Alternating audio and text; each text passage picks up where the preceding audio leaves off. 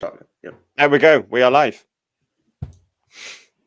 It's time for the Everyman, where real man talk. Let's go.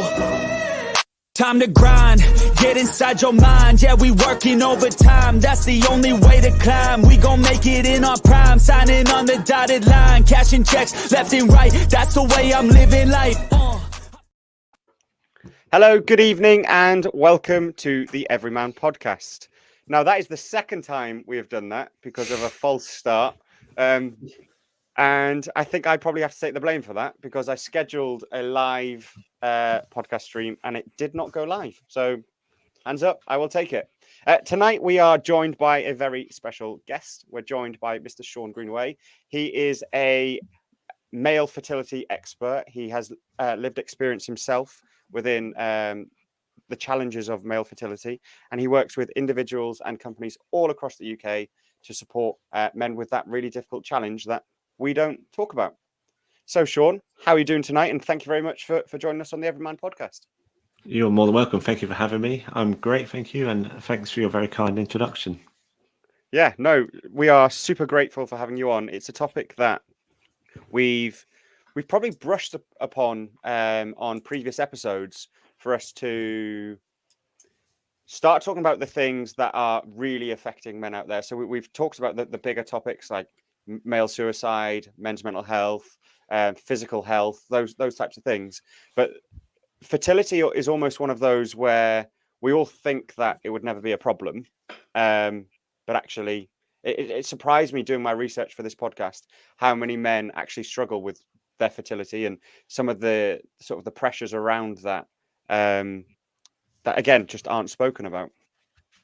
Yeah, absolutely. You've hit the nail on the head. There's almost like an umbrella of men's health and in whatever aspect that is, and then there's so many strands underneath that, and fertility is definitely one of those. And all the statistics, unfortunately, point towards that being on the rise. And I certainly, from as you you've touched upon from first-hand experience of being through that, and I know that it's not an easy ride at all. It does affect almost every aspect of your life, both physically and mentally.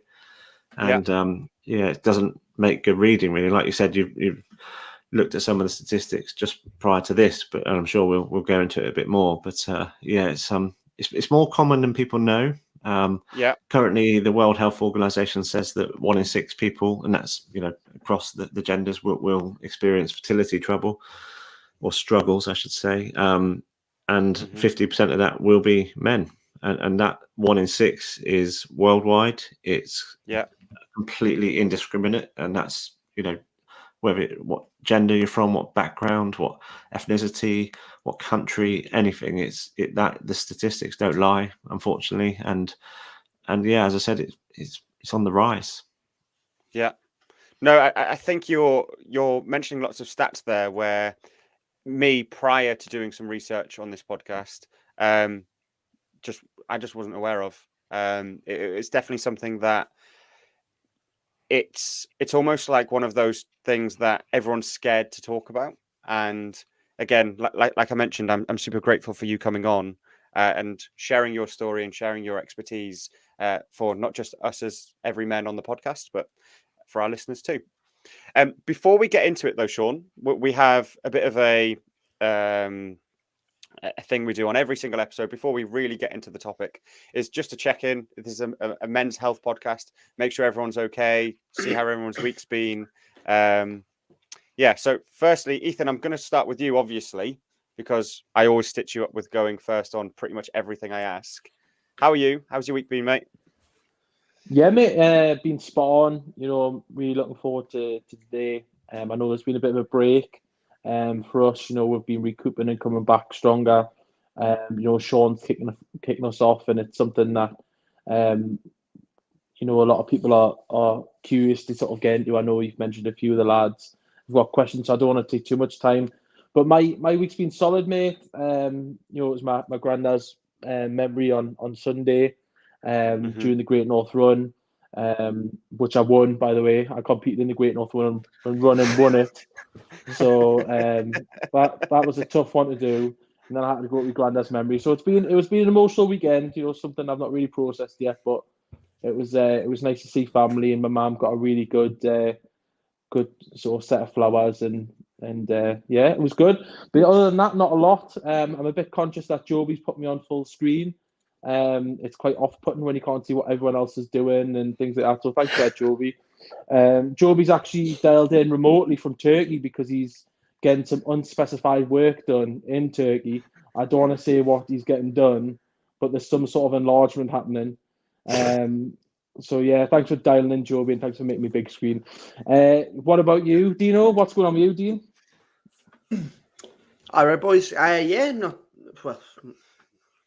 Going through a couple of things at the moment, but other than that, I've started doing a 75 hard challenge this week, which means that you have to stick to a diet, exercise twice a day, drink 4.5 liters of water, read a book, and I've also started a 12-week course with Lewis to do a PT with Slater PT for those that know him, just to get fitter for football. So I'm really keen now because I started the year really well, and I've just sort of yo-yoed up and down with me weight, especially after me wedding. So yeah, I'm really keen to kick on with that. Really excited for this podcast.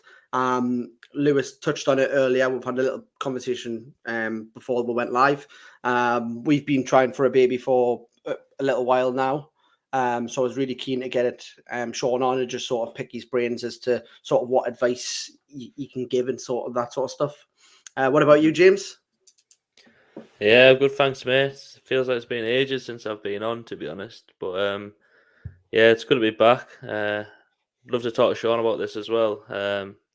Me and my missus not trying for a baby as such, but I've been together with her for over 9 years, and we've never had a scare once. So it's a bit of a worry. It's a bit on the back of the mind, like, is it one of us got a problem, or has it just not happened yet? But yeah, it's good to be back on. First live one for me as well. So hopefully there's not too many people watching me. Yeah. We want loads watching, and what you're talking about. There's hundreds of thousands watching. I know we're breaking the internet right now, boys. Breaking the internet. Going viral. I know exactly. Can I just say, if Job from Turkey, can he stop making people big? Because James is a Mackham and he's got a massive head and it just swallows my screen. So please don't do that again. At least we get rid of that pink shirt, though. That's true. Vindy, what about you? What's going on with you, pal? No one ever asked you how you're doing. I know you love to talk, so tell them about you. Thanks, mate. I really appreciate the actual genuine question and then the opportunity to be a little bit of a dick. So, yeah, really appreciate that, mate. Oh, Job, I'm not a fan of this full screen either. He's having our life here, isn't he? I am good. I'm not saying I'm great. Where am I? I think, yeah, there's just loads going on in my life at the minute. So without being too serious, too early, I think, yeah, I'm really glad we've done this podcast tonight, because I think we haven't had a podcast now for 3 weeks, I think. And just this chance to come on and talk to you guys around what life is like at the minute, how I'm feeling, what sort of my stresses are and stuff. It's something I massively look forward to. You guys know I've obviously gone through a breakup fairly recently, and that's been tough. So yeah, the chance to come and talk to my mates properly and spend some bro time and obviously listen and learn from Shaun is something that I'm super grateful for. Shaun, how are you? How's your week been? How's things? I'm good, thank you. And actually, I just want to say straight off the bat is that I love that you do this. I love that as a group of men, you're discussing actually sometimes, because that typically British thing that we do of like, how are you? Yeah, I'm all right. Yeah. And we just do it. But to say, actually, do you know what? This week things have been a bit shit, and it's awesome. I'm generally okay. I've got 2.5-year-old twins, so I'm always underslept. I long for the days where I'll get 7 or 8 hours in ever again, maybe. But other than that, yeah, I think pretty good. I mean, trying to build a business is always pretty tough, and finding the energy to do that after being like a husband and father Usually this time of night, kind of things when I start knuckling down. But yeah, Mhm. I am good. I think it was pretty much countrywide, but I really enjoyed that weather we had last week. Yeah. We moved to Cornwall last year, and Oh wow. yeah, I mean, obviously last year we had the heat wave. We moved down right bang in the middle of that in the July, and so we immediately got that kind of return on investment, so to speak. And then this year it's been like you kind of have to live with these tough Atlantic winters, and we kept saying when the summer gets here it's going to be great. Come April, May, but it just never got going. And No, then, not at all. but then I say that, and I saw my mum the other week, and she was like, "You keep moaning about the summer, but you got a hell of a tan." So it can't have Yeah, been you've that got one bad. hell of a tan there, Sean. It's Yes. looking good. Like, I have to be honest. Yeah. What part of Cornwall did you move to? Because me and So Dean have both lived in Cornwall. So Oh, really? I'm in Cuba, just outside of Newquay. yeah, it's lovely down there. Yeah. I'm Yeah. just outside of Holywell Bay, which is awesome. I'm as a 40-year-old man, I'm just fulfilling my lifelong dream of learning to surf. Very cool. It's a It's hard so much harder process. than you think, isn't it? Oh, It's like it's ridiculous. physically, it just takes it out of you completely. It's ridiculous. I went out at 7 a.m. this morning, and I just got my ass kicked. And it's like it's one of those ones where you come away from, you're only as good as your last session. I'm finding, and I came away from today just like, yeah, I'm going to give it a little rest.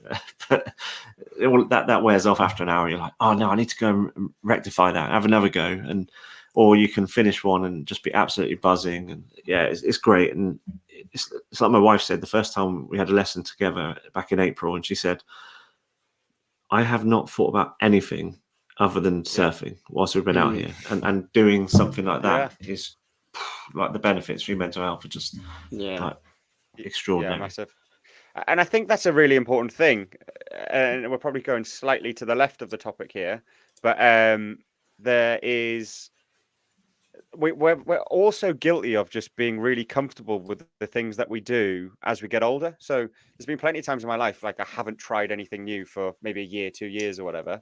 And you almost get stuck in that rut, don't you? Especially if your mental health isn't amazing in that moment.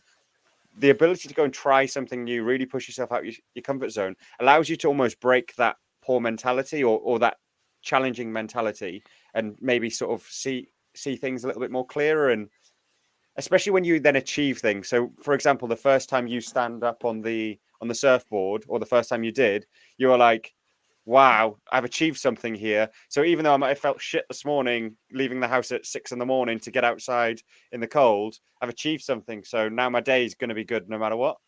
Yeah. It's you say like slightly left of the topic, but it's like I said earlier, everything's an umbrella thing. Really, is that it all comes back to the same thing of health, and that has many different aspects and layers really. But yeah, it is. And I was like that. We moved from just outside of London, and we were both commuting into London, and we were just in that rat race really of leaving home at kind of, I can't even remember now, I've been out that life for a while, but kind of 6:20 to get the train, running for the train some mornings, like coffee to get me through the day, and then rushing the other end to make the train back, but then almost leaving for the Friday, sinking a load of pints, and then just trying to forget the week over the weekend, and then it's all go again. And like you said, I didn't have any hobbies at that time. I didn't if someone says, "Oh, what do you do in your spare time?" I would say socializing, which, don't get me wrong, it's great, but that's what it was. And like you said, getting outside your comfort zone and really pushing, and it teaches me so many lessons. It's like discipline, resilience, like you said, getting up at 6 a.m. to go out in the cold, and now actually it's still pretty dark at 6. The sun is coming up about 10:07 at the moment, so it is getting to that point where it's like when I first started learning back in early April, it was like that, and now I've had those kind of nice balmy mornings and the sun coming up at like 4:30, 5, and now suddenly it's coming back around, and you get that reminder, and then going out to do something that might suck and might hurt, but yeah, it's all good, really. It is. And like you said, that I will never forget the first time I stood up. It was we had the lessons, and neither of us managed to stand up, Then I bought a board, went out on it, and you realise then that the boards they give you in the surf schools are pretty naff. Yeah. Bought a semi decent one, and literally my first wave, I went on my own one evening. I caught it, and I actually couldn't control my face. I was like, just like a Cheshire cat. I was on my own, but there was a load of 20-something students, and I just didn't care. Like I was so present. I was beaming, and I was just like, yes. It was, I hadn't had a feeling like that for flipping years, and I I didn't do it again. I don't think for most of that session, but I remember getting home, and I was buzzing for about 90 minutes afterwards, and I had to run to the little village shop because it shuts at 7. Which is something I'm having to adjust to as well, and legged it there to get a few beers because it was an incredible day. Yeah, absolutely. And I think it's so important to celebrate those moments as well. I think the going for a few beers is so important too. Ethan, I think you were about to jump in. I've seen the hand move. Yeah, so if anyone noticed on live, I've got something to say. You'll see a finger like this, go like this to say, can I make a comment? But no, so for me, you know, Shaun, you made a great point there. The fact that you and your wife, you've started surfing, things like that. I know it's still slightly left wing here, but you know, I try to do paddleboard in the summer. I wanted to find hobbies which I could do myself, but also with friends that didn't revolve around drinking. I know on previous episodes we've spoken about sort of drink and substance abuse, and I think obviously trying to find those new hobbies is really important for mental and physical health, especially stuff like surfing, paddleboard, and things like that. Some obstacles I had, and I want your 4 opinions on this. Some obstacles I had was people were reluctant to do those things and come out of those comfort zones. And it actually started to turn me off doing it. You know, I've got some great friends who would come with us and try and rent a paddleboard and things like that. But then some people would almost like ridicule you and laugh you and put you down for it and say, why do you want to do that? It's like, you know, and I would be honest, and I know it sounds corny, but I would be honest and say, look, it's something for us to do as friends. You know, it's something for us to do where it's not going out getting pissed, spending £200. You know, you're ill for days after. And I want to know, and your views have had that issue. It's just a thought there with Shaun mentioning it. So sorry, it's something that's not on topic, but have you ever had pushback like that or barriers like that? You know, has anyone got any advice on that? Yeah, mate, I say fuck them. If you want to do it, just do it, lad. Get in, James. That's a good one. I appreciate that, James. Thank you, pal. I find the hard ones when you're trying to bring these solutions up and everyone else just goes back to, I know, but let's just go to the pub and watch the football or something instead. So it's just our culture. We like I say, we touch on this all the time, but our whole culture is just designed around alcohol. So it's almost like you're not just fighting the person, you're fighting the pub as well. Because that's sort of calling to them. They're thinking they could spend time there, enjoy the football or what have you, rather than spend time paddleboarding. But hey, I'm sure me and Lou will come paddleboarding with you, mate. I think it'd be class. Yeah. I'll definitely 100% go. We've already gone to see. I love paddleboarding. I've never been. Paddleboarding. Did it on holiday in April. Loved it. Was it? Yeah, well, amazing. No, sound, I appreciate the offer, boys, but I'm all right, thank you. Like, Shaun, what about you? Shaun, what about you? What's your thoughts, mate? Have you had any sort of barriers in those instances?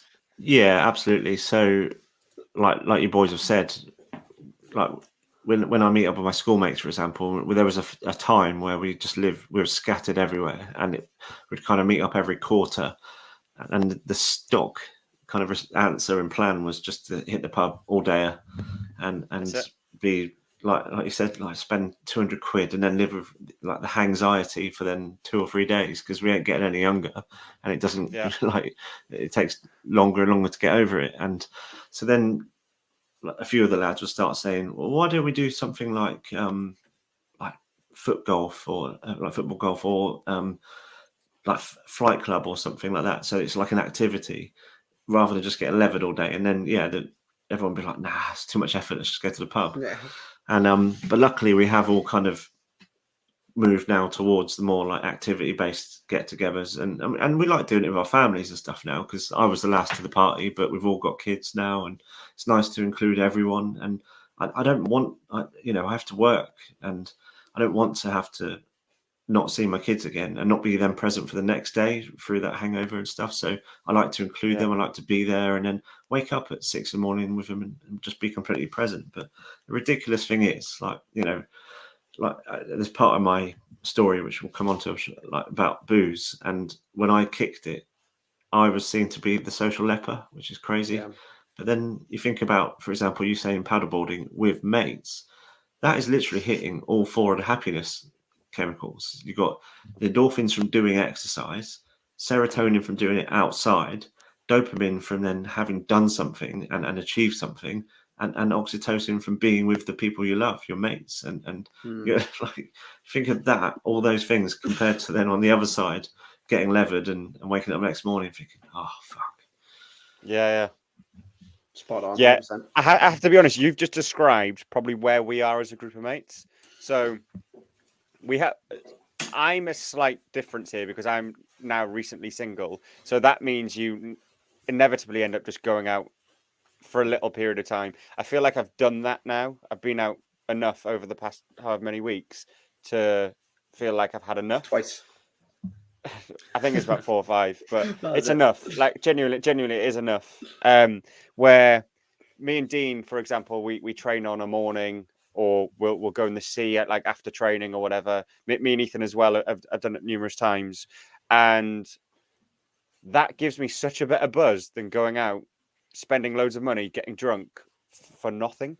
So it's really interesting that your story actually includes alcohol to a degree, because I would describe us as a group of friends probably on that path of maybe not complete sobriety, but reducing our need for socializing, being revolved around alcohol, and focusing more on quality time over just going out and getting pissed and struggling the next day, as you say, and losing 2 days of your life. Yeah. And don't get me wrong, me and my mates, we've always enjoyed a beer. We've had, like, great nights out, and it's not that everyone results in that. But what we've learned now is moderation's key. Yeah. Usually when we say all day and now, it's just the day rather than starting at midday and going through to 3 or 4 in the morning. 5 in the morning. It's ridiculous. So we prefer now to kind of get home and then be able to sleep it off a bit. You just, you go through seasons in life, and we're all that little bit older. Like I said, it gets harder to get over, and we've done that thing, and we do enjoy that, having a beer and having that release as well, because sometimes you need that. It's just about learning to moderate it and learning if it's actually the points where it's not becoming helpful for you, and if you're doing it to bury stuff or escape, or in my case, I was drastically trying to do anything I could to try and have babies, and so alcohol was the first thing out the door, because it's really not conducive with good fertility. Yeah, no, I think that's a really good point. I'm going to bring up one of our listeners' comments. Just called Darren. I've known Darren. I think we all know Darren, other than James. I've known him for like 5 years. He's a bodybuilder, so he's in his, as you say, he's 43. He's went through some fertility help over the last 3.5 years with his ex at the time, only to keep hitting a brick wall with treatment, all self-inflicted from bodybuilding days through PD use. Now, Darren is one of the most genuine, lovely, kind-hearted, would be an amazing dad. And I know at his age, plus the PD use, and probably just the way that he's mistreated them over the years by constant use, that fertility is probably not a thing for him now, or the likelihood is that it isn't from the conversations that we've had. Do you have any sort of understanding, insight in terms of what steroids, alcohol, like substance abuse, can do to fertility? Yeah, so in that respect, I need to caveat, first of all, I'm definitely not an expert, but I do know that right, well, firstly, alcohol is really detrimental to sperm health, but steroids, from what I gathered with that, it kind of gives you a huge artificial level of testosterone as one of the factors, and that can impact on your sperm health. So your sperm needs testosterone to thrive. Obviously, it's the male hormone, the main male hormone. They say it's like the tide that lifts all boats. But when you start artificially taking that, your own body then almost stops producing it, and it doesn't really give it that natural, the free testosterone, essentially what you need, because that's like a natural occurring thing. As I said, I'm not an expert, it's just from kind of what I picked up over the years. But yeah, the moment you start, I mean, I'm now on TRT, testosterone replacement therapy, as a result of some of the surgeries I had to try and rectify the fact I had no sperm. And any that little that I did have naturally is, my body's just going, oh, okay, you're getting that from elsewhere. So if that's happening with Darren, or has happened in the past, then it's probably most likely that just caused the knock-on effect with his body's natural ability to produce sperm. But as I said, I've got to heavily caveat that with the fact that I'm not an andrologist or urologist. So definitely seek a professional's opinion with that. Yeah, and I think it's good to sort of caveat that, but I think for Darren, and I'm not going to speak for Darren too much here.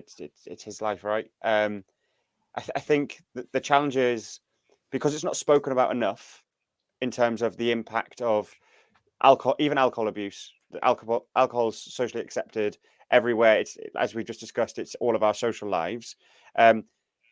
We all go out, or through our late teens, early 20s, we're out, most of us, 2, 3, 4 times a week. And it's almost when you become that later part of life where you start settling down, you have a partner, trying to have a baby. For me, the reason I was so passionate about getting you on is to make young men, especially, really aware of the challenges of some of the decisions they make and the impact that will actually have later on in life. And James, we'll touch on you here. I'm going to give you the mic. You're probably sat in that position currently, right? Yeah, so I'm only 24, but I've been with my missus for over 9 years now. And yeah, like, you hear about people all the time having scares and stuff. Like, she was on the pill like the whole time. But like, since we got married and after the honeymoon, she came off that. So we've not been using any contraception or something like for almost a year now. Not been trying for a baby, but like, it was one of those things. If it happened, it happened. But yeah, again, not even a scare. So it's like, it's on the back of your mind. Like, is it one of us, or has it just not happened yet? Because it can take a long time for people. So I don't know if you have any experience with like tests you can buy online. But I did a couple of them, and they came back saying they were abnormal. So that got me a bit worried. So I spoke to my GP, and they like referred me to a fertility clinic. So I'll go there, give a sample, and then see what comes back. So nothing confirmed at the moment. But yeah, it's the first time I really talk about it as well, to be honest. Yeah, it's a bit worrying, to be honest. Yeah, it's a bit worrying, but it's one of those things, and I'm glad I'm on here, so I get to speak to you as well. Wicked, mate. Yeah, sure. So firstly, sorry to hear that that's come up. What I would say is take those home tests with a hint of precaution, because then they're nowhere near as they're a good guide. For me, for example, if I'd done it and there just would have been nothing there, so Yeah, straight off the bat, I'd be like, right, okay, I need to seek advice here. But nothing can replicate a clinical test with embryologists on site, then immediately doing kind of lab grade tests, and they do things like spinning the sperm to in their machines. I don't know the ins and outs of it, but they will take certain samples from your sample that you give. They won't just like go, oh right, let's take one little bit and let's go and look at that. They'll look for the best bits and best options and give you a really thorough result. And you'll be graded on things like, so firstly, the volume. So essentially how much you jizz. And then essentially like the main headline figure will be how many sperm are there. So the average per ejaculation, I think it's about 35 million. And I mean, for me, there was none. And so, as in zero. There was zero. actually zero. Wow. Actually zero, yeah. So like I know people who like so a pal of mine that I've met through like talking and stuff. He had 1,500, and that is like extremely low when you're talking 35 million per ejaculate. But he managed to get his around through diet and lifestyle, because the way we live, like especially in the UK, like we've touched upon, is not good for sperm health. And he still needed the assistance of science, and I still had to have IVF, but he got his back up to a good level that he could then produce a sample. And trust me, that's a lot easier than some of the things I went through, which I'll come on to. But so there's your volume, and then how many sperm there are. But then they'll be looking at things like morphology and motility. So your motility is, so to do what they need to do and be swimmers, they need to be motile. They've got a long way to go, and it's kind of the survival of the fittest. One will get there out of, for example, say that 35 million. They need to be swimming in straight lines. Whereas if you've got some that are just kind of look like they're buzzing about, don't really know what they're doing, then that's what will be poor motility. And morphology is how they look. So we can kind of all picture, if someone said, what does a sperm look like? We all kind of know that the kind of oval shaped head, long tail, bit like a tadpole. Morphology would be like irregular shaped heads. There's also a little bit like the top section, but underneath the head bit is, because that's where it breaks off from. That needs to be looking a certain way. And then the tail, like some will have split tail, some will have like very short ones. So volume, sorry, not volume, like your number, overall number, motility and morphology are all things that can be worked on. Again, be guided by your urologist with that. But so what I would say is go and get that test done in the clinic. It won't be the most enjoyable thing you'll ever do. But it's the reason you're going for is obviously more important, and your age. I'm so glad, because this is something that I'm really passionate about, actually, is getting that conversation into younger guys. Because I was like 30. I'm trying to think when we got married. I was 30 when we got married, so about 4 years later. So I was 34 before we even started trying. And it's, we go through sex ed at school, and it's how not to get pregnant. And you're taught that if you even get naked near a girl, there's a chance you're going to knock her up, which is just absolute bullshit. It's really hard. And the kind of year that you've been trying with your missus, like if you hadn't done that home test kit and you've gone to the doctor, say after 6 months, they probably would have told you to come back in at least a year, if not 18 months. So you're doing all the right things, and you're young. You're obviously switched on in the fact that you're way ahead of where I was with this. The fact that you're doing home tests, and the fact that you're talking about it, because again, that's like flipping. I was a long way away doing that, even in the early days. So these are all positive signs, and hopefully, you go to the clinic, you get that test, and it'll give you a lot better idea of what the situation is. And they'll probably refer your missus as well, which they did for me. And you both just get a better outlook of where you are. Yeah, brilliant. Thanks for that. I like how you say like your mate who had was it 1,500? That was his count that he had, and I guess it does only take one, doesn't it, to hit the egg? So there is always hope. But, absolutely. It must have been quite brutal for you to find out that you had like none. How was that when you found out? I'll never forget the day. So my wife and I, at that point, we've been married 4 years, and we've been together 8. And like, even though we've been married 4 years and we hadn't been trying up to that point, it was already annoying us. Like, as soon as we got married, it's that societal thing of like, we had a house, we got married. Everyone's like, so when are you having kids? That question annoyed us anyway, because we just wanted to be husband and wife for a bit. We were doing a lot of traveling and just really being a couple. But then we did make that decision to start trying. In 2017 it was, and she came off the pill, and that can often take about 3 months to work its way out of the system anyway.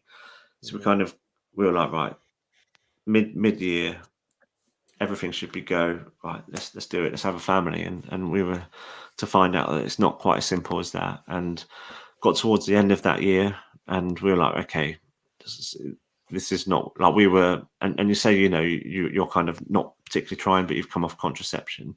We were trying. My wife was doing ovulation tests. We had these apps tracking her periods and stuff, and they would show when her most fertile point was. And I'd get the phone call to say, where are you? I'm like, well, I'm at work. You know what I'm doing. And she'd be like, can you get come home? Like now. And I was like, not really. And I was with a colleague at the time. We were out. I remember where we were in Walthamstow, and I put the phone down, and he had 3 kids at the time, and he was like, "You're trying, aren't you?" Because he'd had it 3 times over. He knew that phone call. I can't really get home right now, and it's like, right, as quick as you can. So you just, you know, you assume it's going to happen, and you know, why shouldn't we assume it's going to happen? To be fair, but. So the months went on. Went to doctors, and the thing is, right now that I say it, you might be like, "Well, it should have all clicked a bit earlier," but it doesn't. So it started. You always have hope, don't you? Yeah, but I'd had mumps when I was 22, 2005, and I woke up one morning and I had like big bullfrog neck, and I'd actually been with a girl the night before, and I woke up and thought, oh shit, I got glandular fever, and then as the days went on, I got more and more ill, and then that swelling went from there to my chest, and eventually down to my balls, and I was like bedridden for like 2 to 3 weeks, so feverish, hot, cold, but my balls were like, I'm not a small guy, I'm like 6'2", and my fists are quite big. It's hard to give it justice here, but they were bigger than my fist. They were taut, like there was literally no skin left to spare, and I was like, at the time, I thought it was fucking hilarious. Like, this was got elephant balls. Yeah, exactly. Like, so one of my mates, once I was diagnosed as having mumps, one of my good mates was a postie. So every day he had it, so he knew he couldn't catch it again, and he would phone me up, say, "Do you want anything?" I'd be like, "Oh, whatever." Like, he'd bring me sweets and stuff. Then one day he comes around, he was like, "Anything you need today?" I was like, "Yeah, you need to get a picture of these." I just dropped my pants, and he was like, "Fucking hell!" And this was early days. It was not smartphones.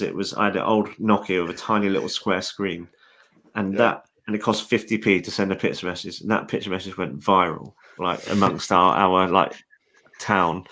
Because, you know, with 50p a message, you have to, I mean, when you're all on pay as you go, you have to really weigh up what's funny. But that one went far and wide. And quality. That's the thing. He was like, fuck. Like, but he was like, yeah, of course I will. Jesus, this needs to be documented. And so, you know, that happened. And genuinely, my biggest concern at the time was that we were meant to be going Magaluf in a month. And I didn't know if I was going to be well enough to make it. And so in the end, I got better. Balls went down, and we went to Magaluf, and that was it. I put that behind me. But it was before the days of smartphones, having all this knowledge in your pocket, and because the medical professionals said nothing about any risks to fertility, I didn't ever give it a second thought. And the thing is, like now in hindsight, you know, I look back, it's not like I went into doctors with a bad knee. Like I had a massive problem in my balls. Like it shouldn't take too much to draw the links between potential issues down the line, but nothing was said, so I carried on.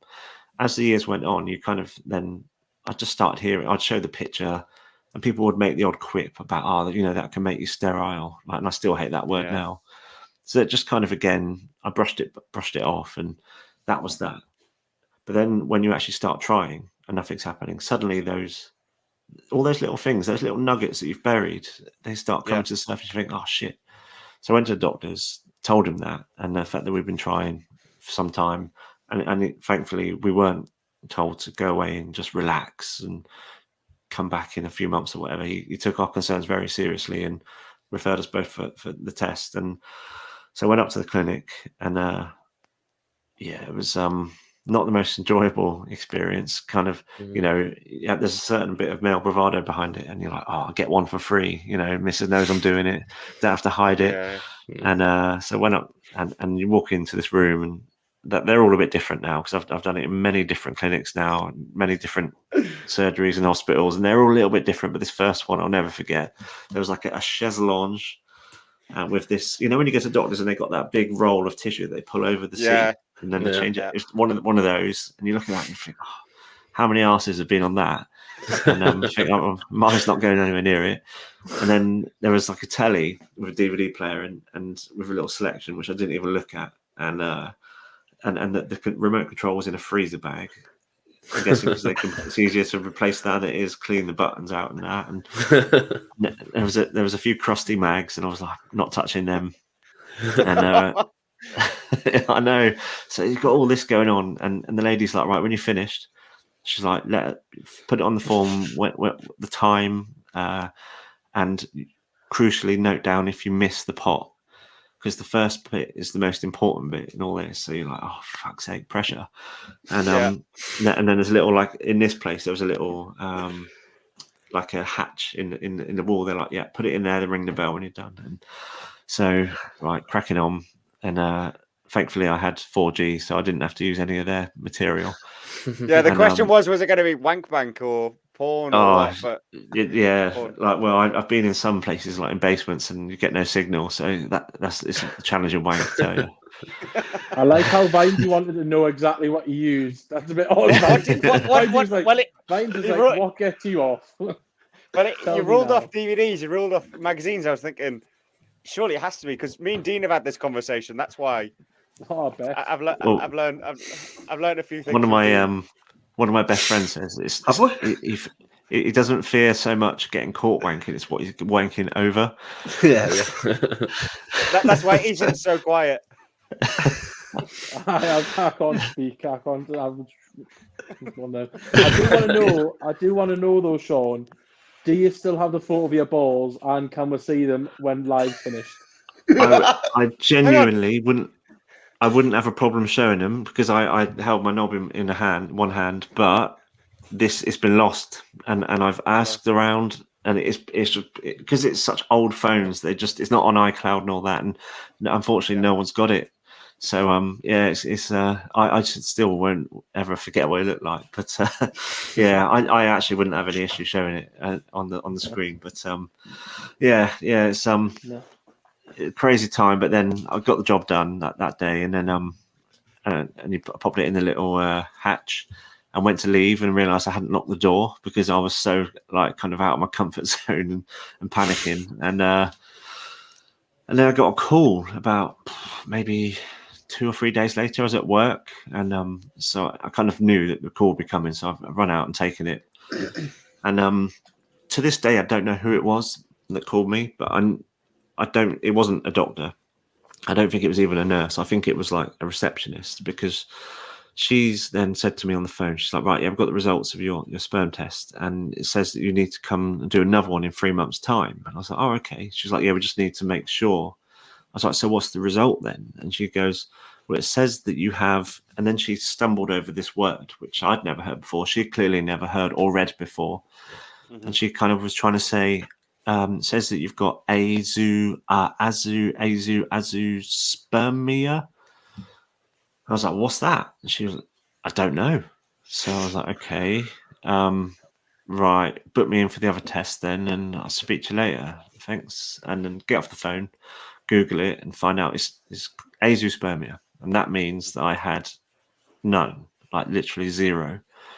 And like, it's like the most out of body experience. I remember I sat on this concrete block outside of work, and I was like, just going to this like tunnel really of like thinking, what the fuck? Like, you know, you hear, like I said, tens of millions, and I haven't got any, like none. And you think, you kind of go through this moment of like, no, this can't be right. It can't be right. Maybe she said the wrong word, and you start Googling like kind of similar words, slight varieties. Words that sound like it, yeah. Yeah, exactly. Yeah, and there are none, and it was that was it. And then you try and go for the whole confirmation bias thing. If they can know that can't be right, go to page 2 of Google, page 3, all saying the same. And you think, oh, that's, you know, it's just madness. And then having to phone my wife and tell her as well, and not being together. And what was that like? What was that like? The moment of, because I presume obviously you're at an age where you were like, I'm ready for kids. I want to be a dad. You're in that mentality, and how did you actually feel? Did you feel like really confused, didn't understand? Right there and then, it was kind of confusion. Like it's like it was like jumping in a fast flowing river and just being just taken, and just kind of thinking, like, just trying to gasp and keep your head above the water and thinking, what's going on? And yeah, I suppose actually in hindsight, I was probably in some form of shock. And then going back into the office and finishing my work day again, I can only put that down to realistically being in shock and just trying to carry on as if nothing's just happened. Yeah. And then because to be fair, I remember that moment crystal clear. I remember them phoning my wife, but I don't remember that evening. I don't remember the days after. So I must have been in, like, deep trauma, because I've recalled this story multiple times. I could never remember those following days. So, but yeah, like the time after that, essentially what then became the whole of 2018 was grief. The whole year was so that I got that result in January 18. I then took the second test in March, because the sperm cycle takes 90 days to regenerate. So any test worth of salt essentially will be 90 days later.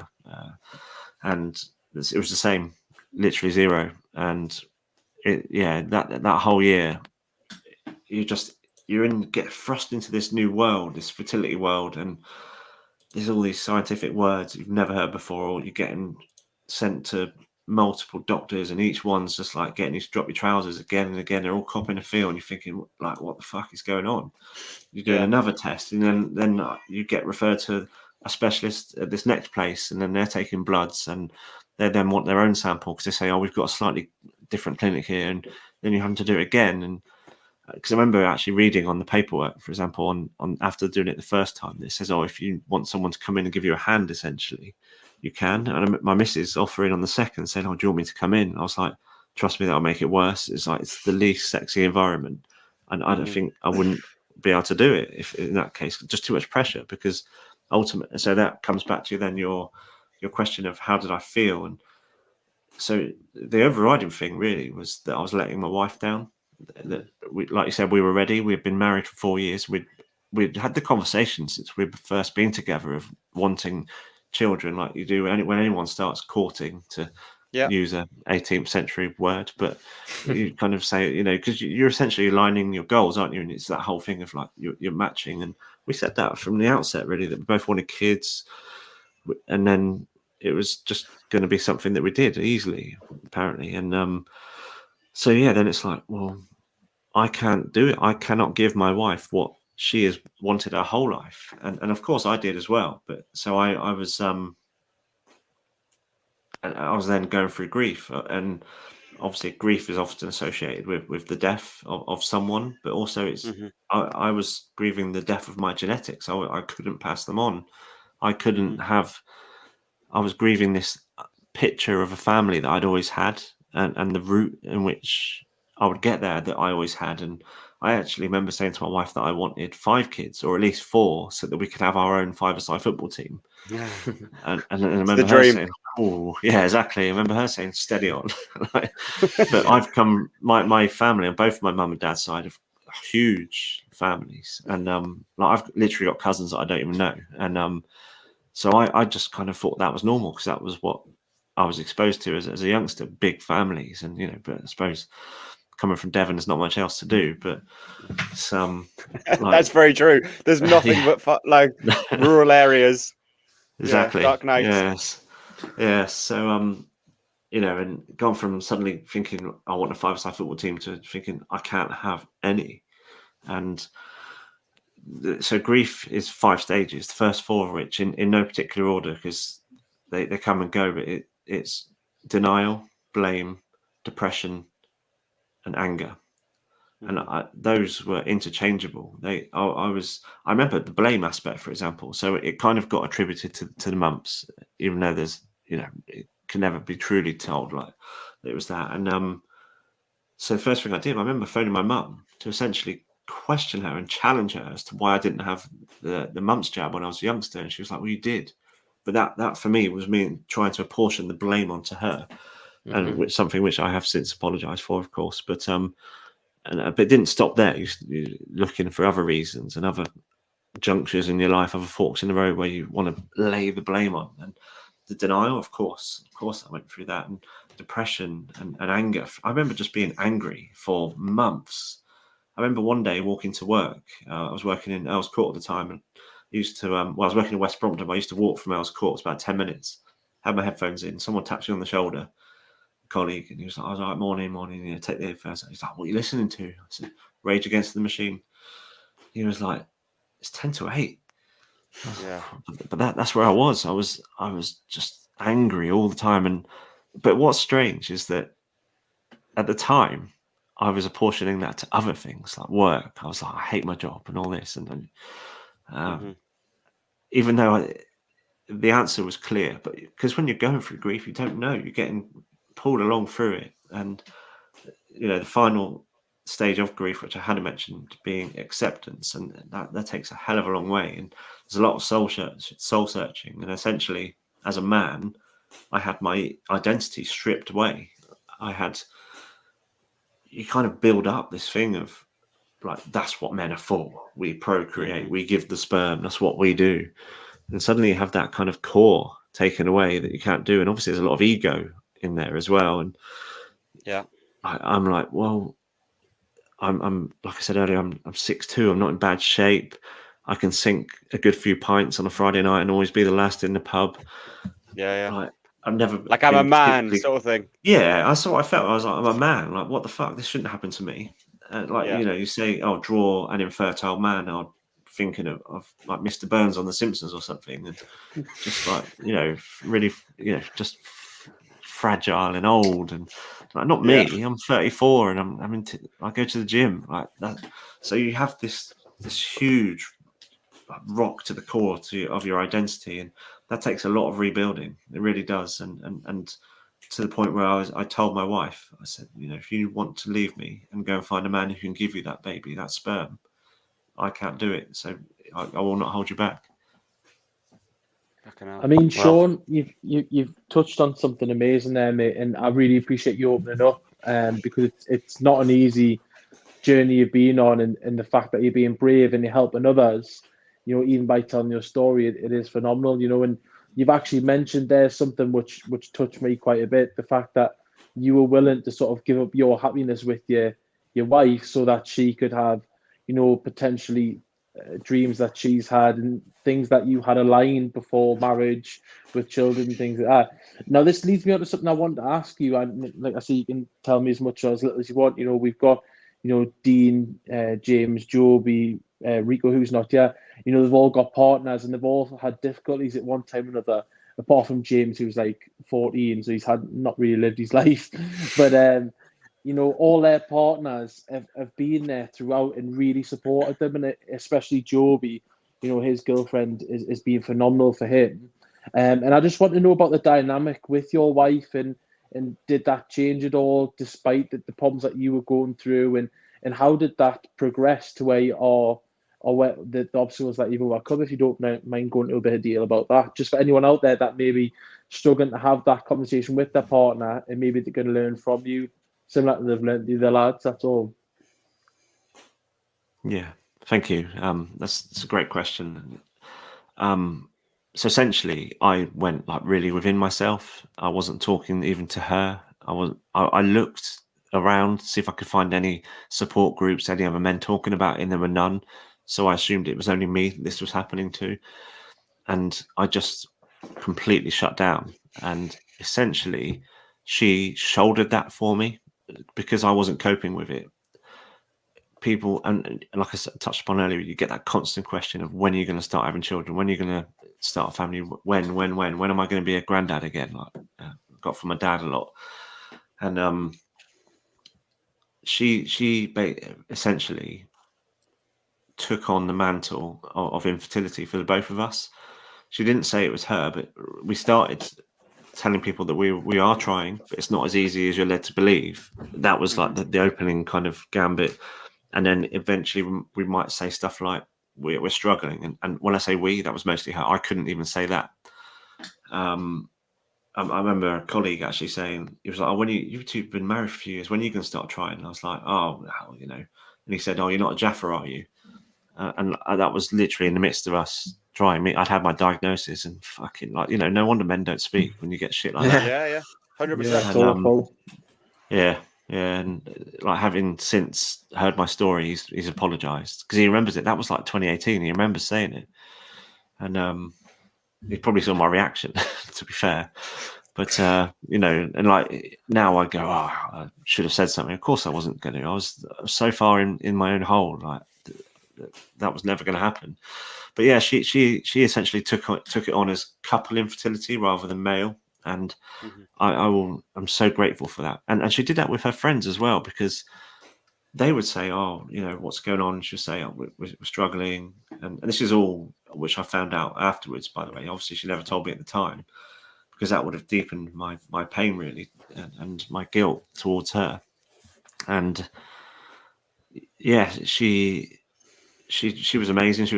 She tried to put she doesn't mind me saying, but she suffered with depression before this happened, and still while it was happening actually as well. And she was a lot further ahead of me with kind of self-care, personal development, how to really kind of help yourself when you're in those lows. And she could see I was there, and she was trying to espouse all that knowledge that she had. But the harder she pushed, the further I moved back, and she recognised that and laid off, and then learned that it was more like gentle, smaller steps. And so the most important thing she did, and this is like you said, for anyone else that's in the same situation listening, most important thing was that she read the signs that I was not ready, but didn't try and push. But crucially, she let me know in no uncertain terms that my position as her husband was not a threat. And that was actually key for me, because that really helped me. She took the pressure off yourself a little bit. Yeah. She let me know that. She said, "Look, when we got together, you didn't know this. I didn't know this. I didn't get with you because of your sperm. I got with you because of you." And that actually was one of the things that helped me start to rebuild that identity of really learning who I am. But kind of asking her, and I'll say that as a bit of a kind of shortcut to lads that I speak to, is you need, if you need to know who you are, ask your partner, because they got with you because of that, because of those reasons. Like, you know, for example, your humor, your empathy, kindness, all those things that make you who you are. That is why they got with you, and that is who you are still. Yeah. No. Yeah, I appreciate that, Shaun. Thank you very much, mate. I know it's a tough one to ask, but I think sharing those, it's really important for people who don't want to open up or aren't ready to open up. And, you know, luckily, like I say, we've had a few guys in there who've had partners behind them, pushing them. So no, I appreciate that. Thank you, Shaun. Thank you. I'll just jump in there, lads. Yeah, Shaun, really appreciate your sharing. A lot of this has sort of resonated with me. We've been trying for a baby for, she says for like two years. I think it's a little bit less than that. It's not. I don't think it's been as consistent as every month trying. Sometimes we'll have arguments, and then I would get punished by not being allowed to try.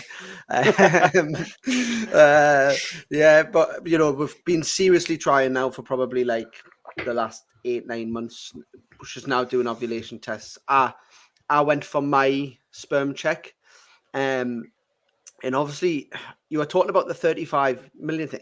Does it, because I never actually received a letter or anything with my results, and then I rang the doctors and I just spoke to the receptionist, and she just said on the phone, she just said, "Oh yeah, it just says everything's normal," but like they didn't give me a reading as to how normal it was. Is that how they say it? Is it just normal, or is it good, or is it very good, or is it normal or not? Like, I wasn't too sure. But one of the things we're struggling with is my wife's actually Japanese.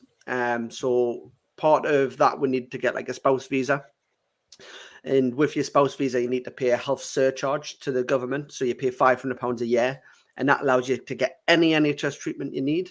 So you can get brain tumor, heart transplant, whatever you need, apart from fertility help. Fertility help is the only thing in the whole of the NHS that we're not allowed to get help with.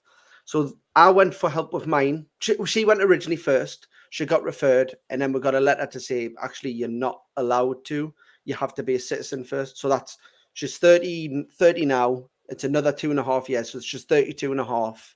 So then that's, what they say, 35, you're running a risk. So try and get it done sooner than that.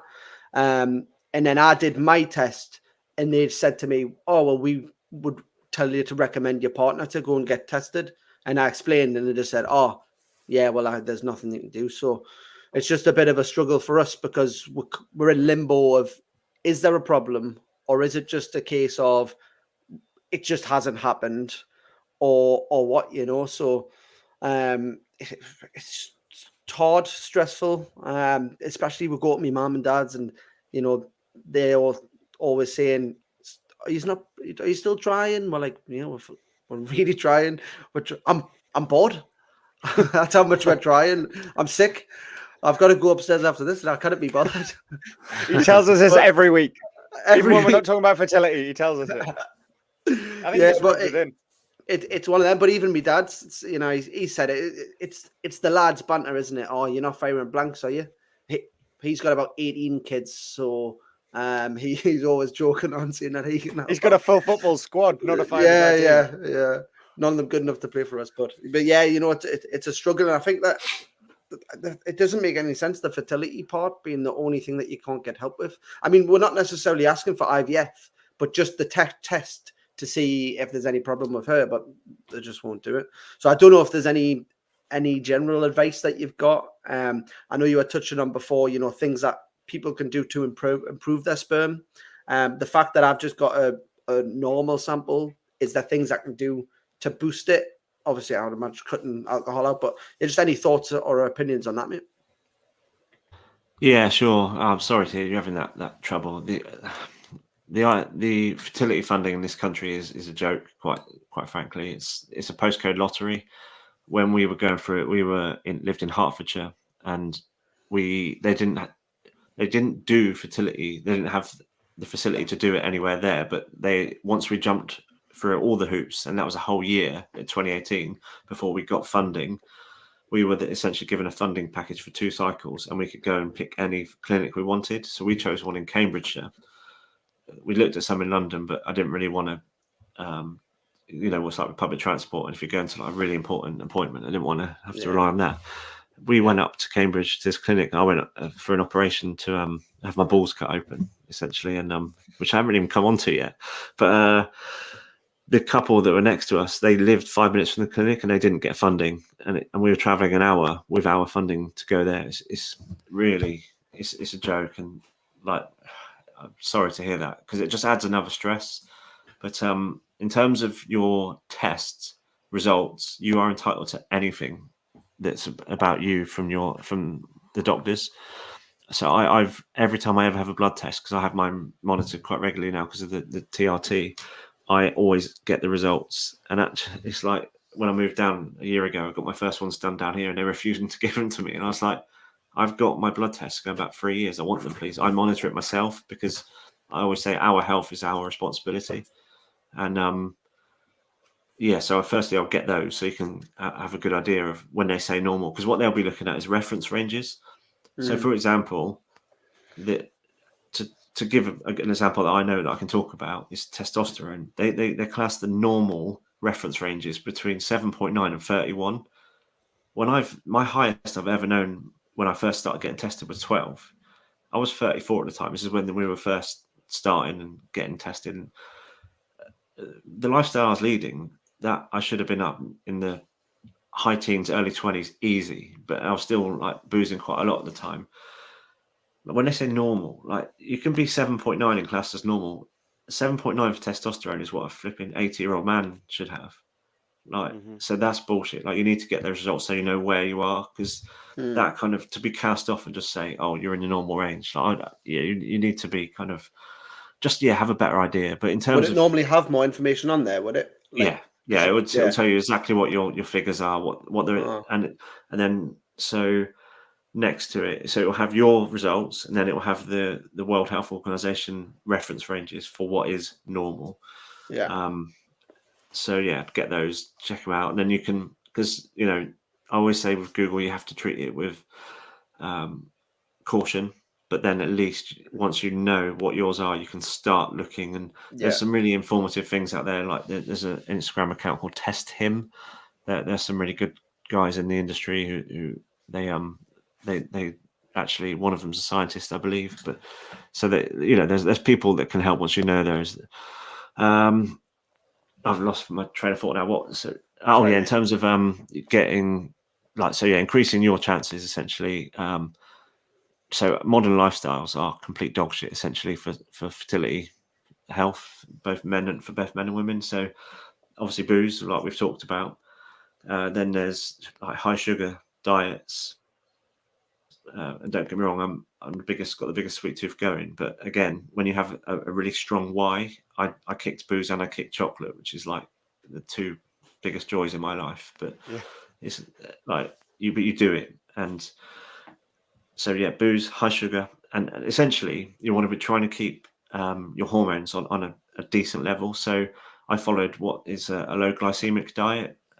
So that's actually what diabetic people follow, because essentially things that spike your blood sugar levels and then crash off the other side, where, you know, when you get those crashes off after having like sugar and stuff, what that's doing is taking your hormones with it as well. So when you're actually wanting to regulate and try and be as healthy as you can, having slow digesting stuff, like, so for example, like white potatoes, they can spike your blood sugar just as much as sweets can. And even how you cook stuff. So everyone thinks, okay, I'll have a sweet potato instead. But if you're baking it, all that's doing is massively increasing the sugar levels of that anyway. Things like hot tubs. So the reason your balls hang a couple of inches lower than the rest of your body is to keep the balls cooler. They need to be around 2 degrees cooler than body temperature. But excessive use of saunas and hot tubs is not good for sperm health. Cycling, it has been kind of mooted as potentially being a bit not ideal because of the pressure on the scrotum. What else would there be? Tight fitting pants. I've always been a box shorts person myself anyway, but they say that really tighty whities are not a good idea in that respect, because again, it's pulling your sack up higher towards your body and keeping them warmer. Laptops on your lap. Phones in your pocket next to your balls, all the stuff that's heating it up. And then generally things that aren't always in our control, but microplastics in our diet and stuff. But just being more aware of where you're getting your water from and stuff like that. And, you know, you can go really down wormholes with it, but just it's hard to live this lifestyle, because say you're hungry, you go in a shop, easiest things to get are all the like crisps, chocolate, for example, even the separate like processed sandwiches, like the packaged sandwiches. It's all not great. Like anything that's been too far removed from its natural state, should be, if you can, avoided as much as you can. I always make my own food now, which has come as a result of my like what I went through, because I became so strict with my diet. And ultimately, you know, I had no sperm from the outset.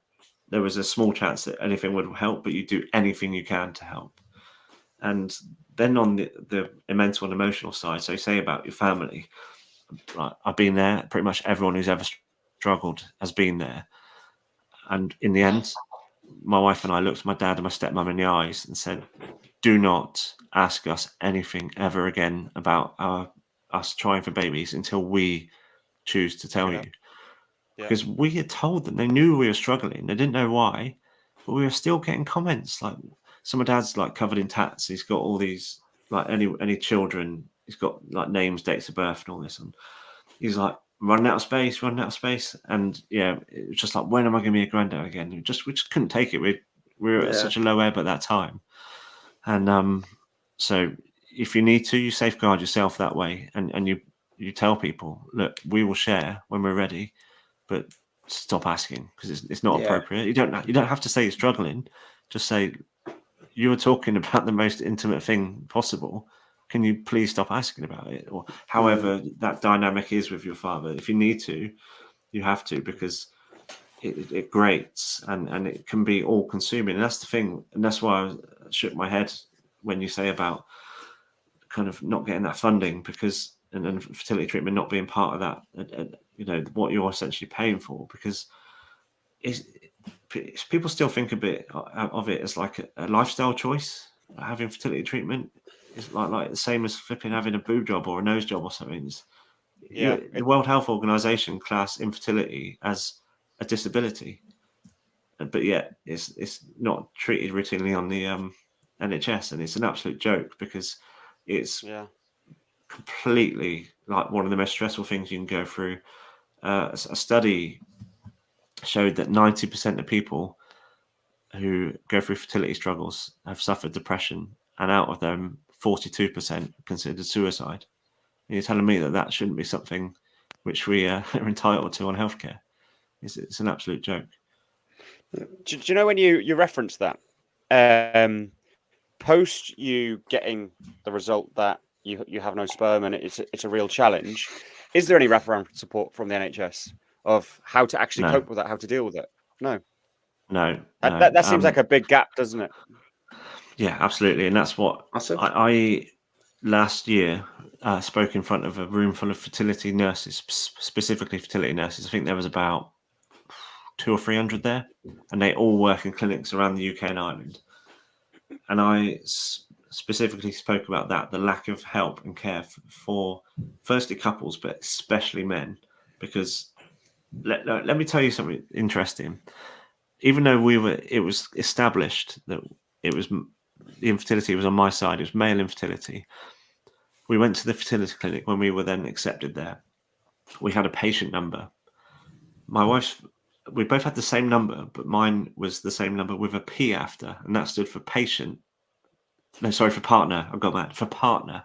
So I was still deemed to be the partner of the fertility patient, even though we were there because of me.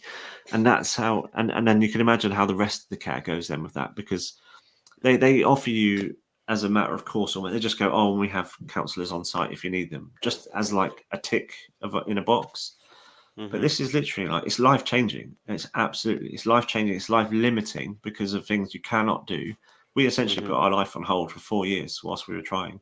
We had notions of wanting to move somewhere, but like, as I said, we did last year now, but you don't, because we're then tied in with that funding in that area.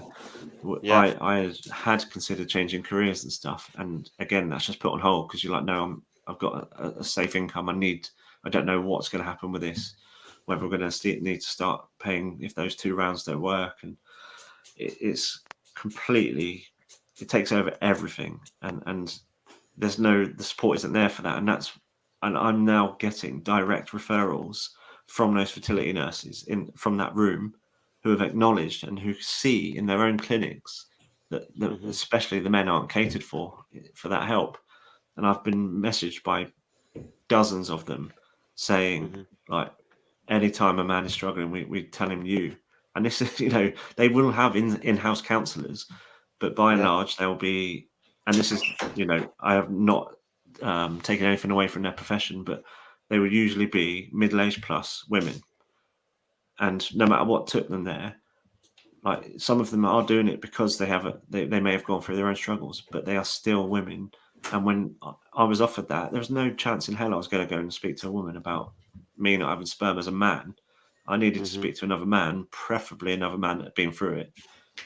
And firstly, there was no male patient care, and secondly, I couldn't find any other men talking about it. So since you've moved into what you do today, have you?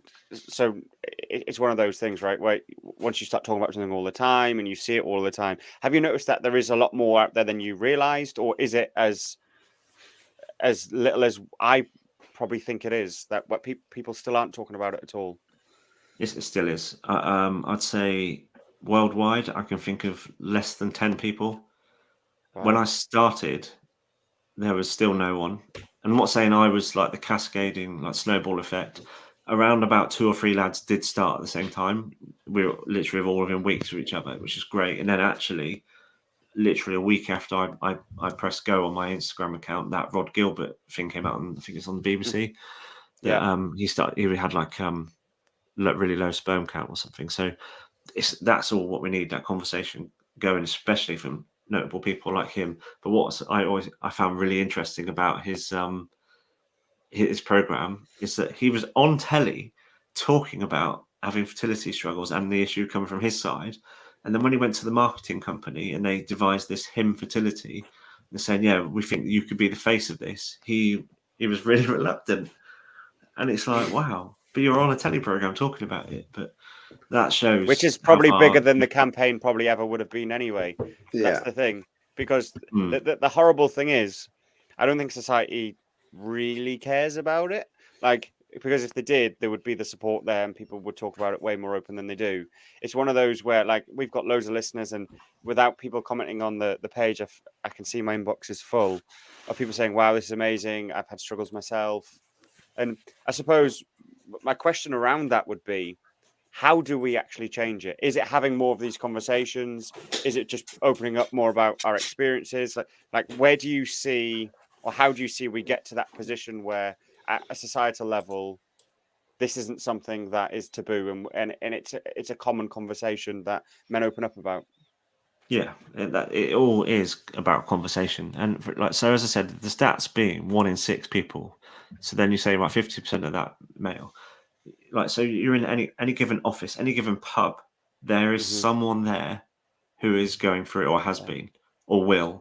You know, just in this room now, like 5 of us on the screen and 3 of us have, like, 1 definitely been through it, 2 have expressed concern. Like, it's everywhere. And I jokingly said to my best mates, because there are 6 of us, and I said, oh, I've taken the bullet on this one, and someone else's turn for the next thing. But like, have they all gotten tested since? Like, have they all got their sperm checked? Part of the problem for me feeling so isolated was that these are literally like my day one mates. Like, you know, we've all been friends since 5 years old. They already had kids. One of them has got two boys, and he had both of them at the first time of asking. And that then, and when I couldn't find anyone else talking about it, and I'm seeing my mates just like literally getting it at the drop, like at the first time of asking type thing, it just then compounds the feeling that, oh, this is only me. So there was like a very gradual process to kind of like skip widely through the story, but I had 2 operations to try and rectify it. The second one being literally having my balls cut open, and there's still nothing. They couldn't find anything even at the source. And we then made the decision that we were going to progress and use donor sperm, which is, again, it's that last part of acceptance, of grief being acceptance, and me getting there and realizing that I had so much more to give as a father. But when I told my friends, and we told them before we started doing that, because also we always knew that we would tell any future children that, like, how they came to be conceived and stuff. Their response was, it just blew me away.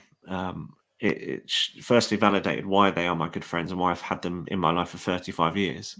But it just shows that the men, we get a bad rap for not talking and stuff, but people are good. Do you know what I mean? Like, none of them try to come up with quips or almost toxic positivity to try and make me feel better. They just listened. And one of them especially blew me away. He cried, and he just said, I'm really proud of you for what you've been through, mate. And that, it just meant the world. He didn't have to say anything. He just listened. He held that space, and he told me he was proud of me as a friend. And, like, you know, when you've got these issues, and they are all around, but when you can speak to your mates who you know haven't faced that, and when they can be that empathetic, that was then the real kind of kicker for me to do what I'm doing now and start talking about it, because that's what the world needs. And it's talking about everything. Like I said at the outset, there's this big umbrella of men's health, and and females as well, but they're obviously a lot better at talking than we are. But there's so many things underneath that. And if we're just talking about it all, how do you think about how much of a better place men would be in? Because it's like I say to guys all the time, we all have mental health. And they go, no, I don't have mental health issues. I said, no, not right now. You might, but so a lot of people confuse mental health with mental illness. We all have mental health, just like we have physical health. And you know that if you're overtraining, you think, right, I need to calm down a bit here because I might ding a muscle or something. But we don't do that mentally. We just keep going all the time, until it's too late. We're not recognizing those signs. We're not taking those rest days. We're not just acknowledging that we all have it. We all have those. And like I said, I loved it when you started the chat with checking in. How are we? Because we just don't do stuff like that. But we don't do that ourselves. And that never. is crucial. It's really crucial to ask those questions of, how am I showing up today? How am I? Who's relying on me? How am I showing up for them? But ultimately, you have to fill your own cup first. And because if it's a bit of I don't know if you've had this analogy before, but I love it. It's when you're on an aeroplane, and if they drop the gas things, you have to put your own on first. Because if you can't breathe, you're no help to anyone else. You're no good.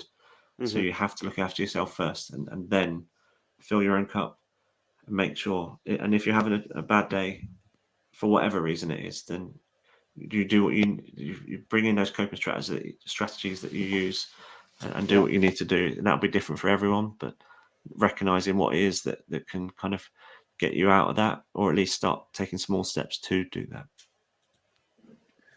Yeah, Shaun, you mentioned there, mate, quite a few things that I want to pick out and sort of probe. I know we've touched on a few of it. First of all, I just want to say that it's great that your friends have actually stood by you, and they've give you that space to talk and not try and compromise the conversation by making a joke, which I'm more than guilty of. I'm very much, I'll hold my hands up and say if it's uncomfortable or awkward or anything like that, I'll try and make a joke to make the person feel better. And sometimes that's not what you need. Sometimes you do need that, you're going to be all right, or that space to talk. So it's something I need to work on personally. Just something I want to ask as well, because, we've all been guilty, as you've mentioned, and you've touched on it briefly. We've all been guilty of keeping secrets from friends and maybe not opening up as much. It's the, yeah, I'm good, how are you sort of thing when people ask. How or what would you advise people in a situation, whether it's a similar situation to yourself, or a situation with depression or mental health, or, anything? How would you advise people to maybe get over the barrier of talking to their friends and opening up, and giving them the credit that maybe I've not give my friends, you've not give your friends? Try and give them that bit of credit and give them that bit of rope where you can let them in and try and sort of lean on them.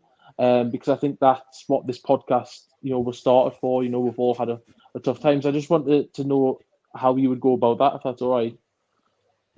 Yeah, I mean, personally, I don't think the whole thing of asking twice really works. I mean, this is for me, but they say, "Oh, how are you?" No, how are you really?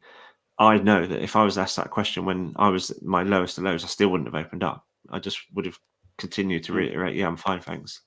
So I think it's firstly knowing that you are a trusted and valued friend, and that's the real foundation of it, is knowing that person, that they can tell you whatever, and knowing that it's not going to go any further, because trust is key. And if you haven't got that, what have you got really?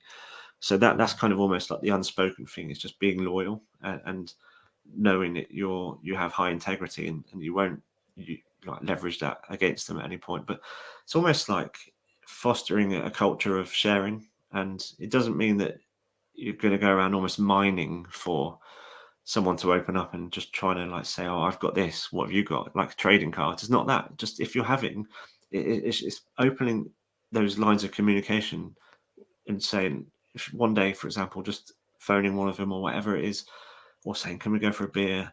And then just saying, "Oh, I've got this," or "Can I run this by you?" Or "I'm having a bit of a tough time." And you don't have to. It's not about manufacturing that, but it's as and when that comes up. Then what that does is then creates a culture where you're more open with your friends, and especially in this kind of laddie culture. And it's something that Lewis mentioned earlier. But how do we change the culture? Talking about this is acknowledging that we're not in this kind of post-industrial era that our grandfathers and fathers were, where it was deemed to be, the man provides, you put food on the table, and we go out and work. No, that's nonsense. We're in a whole different era now. We're all connected. It's easy to do this. We're all in, I've heard you talk about Mackems and stuff, so presumably we're at the complete opposite ends of the country, some of us, and it's easy to do, and it's a wonderful thing, and we need to harness that and create these safe spaces. And what you're doing, boys, is amazing, because it will show that men can talk, and that is really the foundation of it all, is sharing and opening up communication. Yeah, I think having guests like yourself, having some of our previous guests and the ones that are coming on, it makes me feel so humbled, genuinely, that we're able, like, we are just a normal group of mates who some have known each other. I've known Ethan 12 years. I've known James 9. Obviously, how long he's been with my sister. I've known Dean, 2 now, something like that. And the amazing thing is, what this podcast has really shown me is, irrespective of your status, as you mentioned before, ethnicity, like your socioeconomic background, any of those sorts of things, we all struggle with men struggle with their health. We've all struggled to speak up. It doesn't come natural to us. And so when you were talking around that probably post-industrial time when men couldn't talk up because we had to be a man and we had to be really tough, and that's how we survived. I hope if we do anything is that we inspire some people, and we have today, but I hope if we can do anything for the rest of the time we do this podcast, is keep making sure men realize that it is absolutely okay to talk. I don't believe it's okay not to be okay and just sit there in silence. Like, it's okay to not be okay, but do something about it. Speak to someone, get help, be proactive. Like, do not sit there in silence. So yesterday was obviously World Suicide Prevention Day. We all play football. I started a football team a few years ago. Basically, it was like the preface of what this podcast is. Essentially, getting me and my group of mates to get out there and play football and be active, socialize, all that sort of stuff. And yesterday we took our picture with our shirts back to front or inside out, because that was the campaign. And I look at some of the lads in our football team who are definitely struggling, but aren't at that stage yet in their life of maybe owning their shit or owning the fact that they aren't in the place they want to be mentally yet. And I'm hoping even us as a group of mates can try and inspire our other groups of mates and other people's groups of mates, that then in turn to actually realize that you can do something about your health. And we look at health now. We were educated very early on from Tim Harkness, who was head of sports science and psychology at Chelsea Football Club. He referenced the fact that it's not mental, physical health; it's just health. And the sooner we get it on that page of it's just health, and everything encompasses health. Just like we would go to the doctors for a broken leg, well, we need to go and speak to someone properly around our minds not being in the right place, or our well-being not being where it should be. So probably to round off my point, I'm so grateful to have genuinely you come to our friend circle here and share your story. And I found it hugely inspiring. It's not been something that I've personally struggled with, but now hearing that my brother-in-law is, and tonight's the first night I've heard that, it makes me really sad that he's maybe felt like that and I haven't been able to identify that or know that, because everything you've said around people saying, oh, you're having a baby soon, you're having a baby soon. So I had a son about 14 months ago. My brother, who's obviously James's other brother-in-law, he's had a son fairly recent in comparison to that time. And the next conversation in our family is, well, when's James and India having a baby? They've got to be soon. They're married. And I've felt myself join into that sort of idea of, well, they must be, they're married, they live together, they've been together 9 years. Surely the next thing's a baby. So firstly, I'll apologize, James. And I know you won't want me to apologize, but I will, because tonight has made me truly realize the impact of even just those comments where you feel you're being supportive. I probably haven't been, because actually I should have said that next question down of, is everything all right? Are you okay? Because you've always just palmed it off like, no, we're not ready yet. We're not at that stage. Like, we're only young. We're going to go and move abroad and all that sort of stuff. But yeah, tonight has massively opened my eyes. Yeah, I honestly, like, I know all you guys have been battling your own demons and stuff, and that's why we started the podcast. I've always said that I've come on here as like a preventative measure. I've never suffered with any sort of bad mental health or anything. But I know it's a massive important topic that we need to talk about. But like today, like this must be how you guys feel like every time when you just come on, because like, I do feel like a massive relief. Like, it does feel really good to just like talk about it. And yeah, like I feel like every man feels like they'll be able to have a kid until it comes to it. You know, you're never thinking, I probably can't have them. You always think, oh, I can, until someone tells you that you can't, you know? So it's like, it's been like a real relief for me. Big weight off the shoulders as well. So really, Well, I'm proud of you Shaun, for speaking up, mate. Really proud. Aye, of you good for job, speaking mate. Well up. done. Yeah, well in, James. Well in, mate. Yeah, thank you for sharing. Yeah, so I suppose just this last sort of section, Shaun, before we wrap up, where are you today? Like, where are you mentally after, obviously, what's happened? I know some of your story, I'll not tell it. But where are you today? What does life look like for you today following everything that you went through?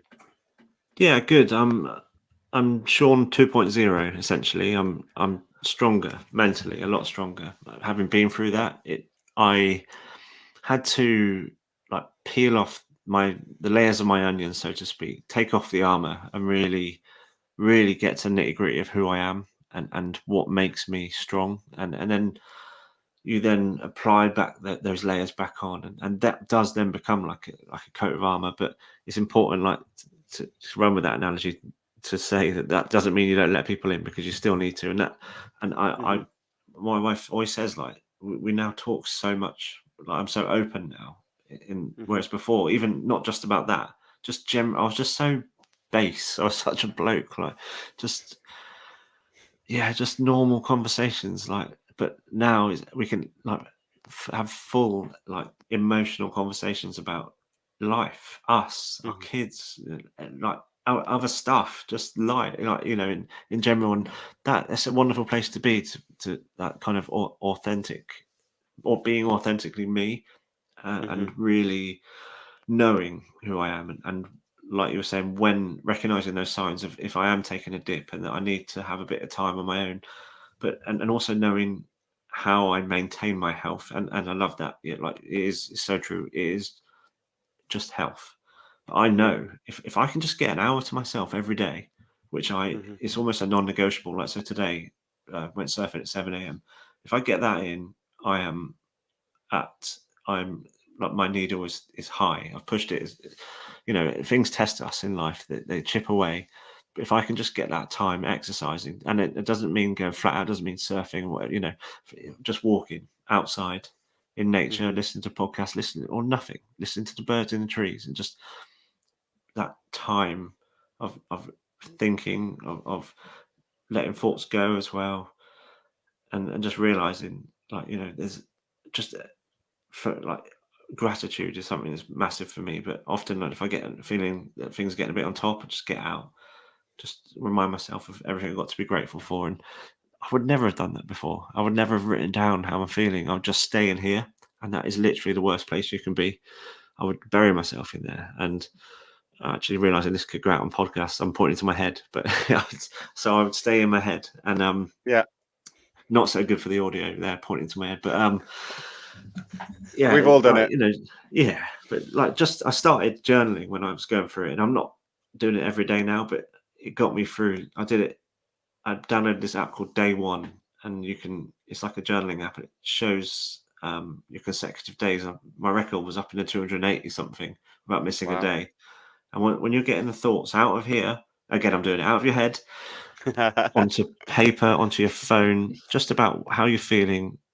Like I said earlier, who are you showing up for today? How am I being the best version of myself? If I'm not, what can I do to address that?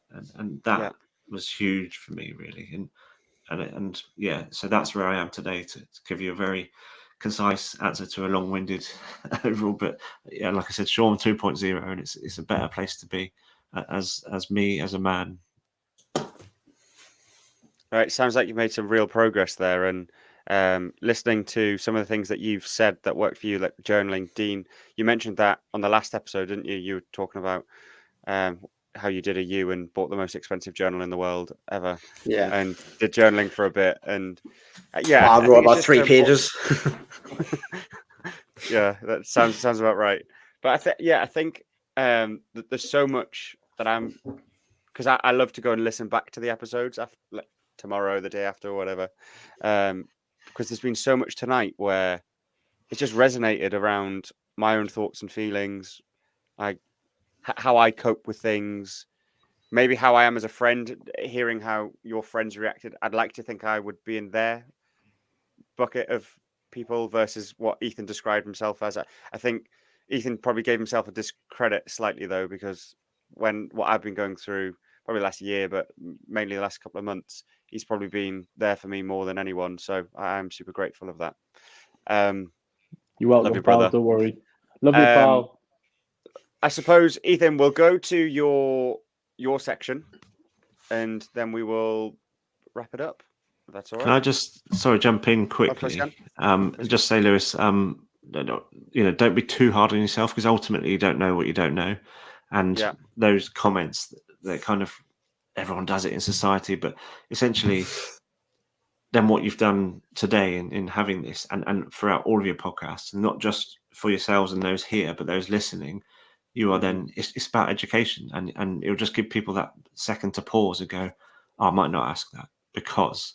And this is this one topic today. We think about all the people you've spoken to, and all the people then that listen to that, and then who may then say that to someone else. So that education is huge, and so thank you for doing it. But yeah, just don't. And that's the same for anyone. Don't be too hard on yourselves. And often it's not a case of what to say; it's what not to say. And if someone does share with you, don't think, oh, I need to answer this, or like you said, crack a joke. Just listen. Like don't underestimate how important that is. Yeah, I think that's a really good point. Thank you. Definitely. I agree with you, Shaun. Definitely, mate.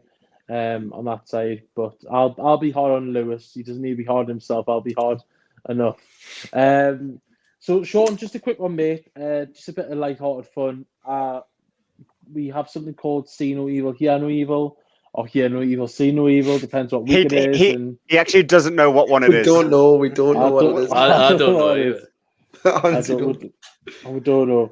But basically, we ask a guest, obviously to be really insightful this, but we ask a guest for a podcast, a book, or we've even went to TV show stroke film, but really a podcast or a book which has got you through probably one of your darkest periods. I know I was reading an article today that you recommend something called The Little Big Things. I don't know if that would be your recommendation, but if not, if you can give us something that the listeners would like to, that's it.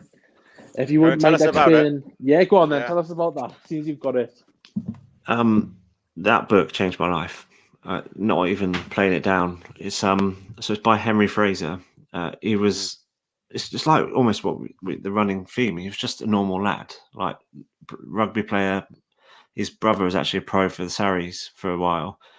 He was in Portugal with his mates. I think post A levels, perhaps maybe post GCSEs, but they were just playing rugby on the beach in Portugal. And they said, right, let's all go for a swim. They all ran and dived in, and he cracked his head on a sandbar and became paralyzed from the neck down. And yeah, literally in that instant, his whole life changed. And he literally still now cannot move anything below his neck. And if you go on his Instagram, so Henry Fraser or his website, it is inspirational. So his book, like, he talks about gratitude. And so the kind of tagline is an unforgettable story of acceptance and making every day a good day. So he talks literally when he's lying there in hospital in Portugal and like just not knowing what's going to happen and being, needing breathing apparatus to breathe, being fed through tubes. And then he goes on to explain about the first time, for example, they took him out of the bed and wheeled him outside and he felt the sun on his face, like that extreme gratitude for that, something which we just take for granted all the time. The first time he tasted water in his mouth again, just the intense sensation that gave him, because again, we just do it because we can turn the tap on with that, in a Western world, for example, we're so easily kind of nourished and fulfilled. just yeah, exactly. And it talks about like the cards that he got from his friends and just everything. And that I read that 3 weeks after I'd had my ball operation, and that was like the final thing for me. It was like there is nothing. Like we've even opened your balls up and there's nothing there. This book was the final thing that got me to acceptance. Hearing someone else, completely different story, but how he had his life changed and how he came to accept it for what it is. And he's now like he's a speaker now. But for me, the most inspirational thing was he started painting with his mouth with a stylus on an iPad at first, because it was literally like he could only move his head, and started out just writing like quotes and stuff. And now you just see some of the drawings he does. They are like absolute works of art. But two of his quotes actually I bought and framed, and they became our mantra actually throughout our struggle, like the kind of latter part. One being every day is a good day, and the other one is accept and adapt, because ultimately his story is different to mine, but the same applied, and it will apply across any struggle that anyone has. That's a great cause, mate. I'm definitely going to buy that book. Well, Dino actually buys every book that a guest recommends. Doesn't read them. Shaun, doesn't read them. He doesn't read them. He just buys them and he props his pool table up with them in the background. Yeah, that's all he does. Also very guilty of that. Any podcast I ever listen to where the book comes up, I buy it. And I've heard the term. So obviously they're kind of, people call them like personal development books or self-help books. They say they're shelf-help books because it's making my shelf look very good. But, I was going to say I'll buy it, but she's sitting right here, so I'm not saying anything. That's a good phrase. That a new good phrase. Yeah. Self-help. I've actually I've vowed not to buy another book until I finish all the ones I've got, because I've got a huge backlog. No, I need to do that. Yeah, I knew exactly where to go for this one, because I'm due another read of it. Actually, you'll read it in about 3 days. Firstly, it's not that big, but secondly, it's just unputdownable. And that, I'd say, not only did that book change my life, but that is the reason for what I'm doing now and sharing my story. Because having read that, we were on holiday in the south of France, and I then went back to our campsite. We'd driven down in our camper van, which is like our initial pride and joy. And but I started writing my story on my notes in my phone, and that essentially became my account sharing my story. Brilliant. No, that's great, mate. I really appreciate it. So the Little Big Things by Henry Fraser. That's the recommendation. So I appreciate that. Thank you, mate, for sharing that. You're welcome. Yeah, that was incredible. And so, Shaun, just to probably follow up on what I said before, I'm personally super grateful, and I know we were speaking for probably a few weeks to get you on, and it's just been a hugely eye-opening podcast for me, and I've learned so much, and it's probably going to strengthen my relationship with James even further as my little brother, another little brother that I've got. So I'm truly grateful for this one, and I'm sure I'll never forget it. One thing, so we'll have listeners, 1 in 6 men obviously affected. How can they find you? How can they reach out to you? Yeah, we'll do the plugs. Yeah, great. So Instagram is at @knackered_knackers. I love that. Do you know, I toiled for so long, because that was what I started on. Was the Insta? But I was like, oh, people are going to think that I'm a twat. I'm like making fun of it, but ultimately, you have to a bit. Yeah. It's my personality, you know. And if I tried to think of something like really heartfelt and meaningful, and I was like, nah, fuck it, just go all in. Knackers. But yeah, that's like the best place. Or if you're not on Instagram, www.knackeredknackers.com. Love it. Brilliant. And just a little one from me before we go. If anyone's got an old Nokia 310 kicking around, any of our fans that has Shaun's photo on there, please reach out to us on Instagram or via the Facebook page. You know what to do. Get involved. Yeah. Share once it's out there. Yeah, exactly. They say once it's out there, it's you can never recall it. So it's there somewhere. Yeah, someone will definitely find it. Dean, James, your closing thoughts, boys? I'll just go jump in, James. No, I really appreciate it. I think for me, I'm definitely going to get in touch with the doctors and just see if I can get a little bit more information than it's normal, and then maybe see if we can go from there. And I think probably the advice that you give is about, just being honest with people and just saying, look, you don't need to ask every time now. We'll let you know when it happens. I think that's probably good advice. But probably something I'm not scared to say that sort of thing, but it just doesn't pop in your head that you can say that sort of thing, does it? So, but I appreciate that, mate. I appreciate you opening up as well. James, what about you? Yeah, so, as I said earlier, massive relief, massive weight off my shoulders. I feel class having talked about it. And yeah, we'll see what the future brings. Hopefully get some answers soon. But thank you very much. Yeah. Thank you, guys. Let's stay in touch, and yeah, if you ever need to chat anymore, like any of you at all, then I'm here, and likewise, I know where to come for some really sage advice from some top chaps. Yeah, always, mate. Always. We'll definitely keep in touch, and I'm sure there's lots of things we have planned around maybe getting some guests on with guests, and we have certain conversations and stuff. And yeah, I'm sure it'll not be the last time you're on the Everyman, mate. Anytime.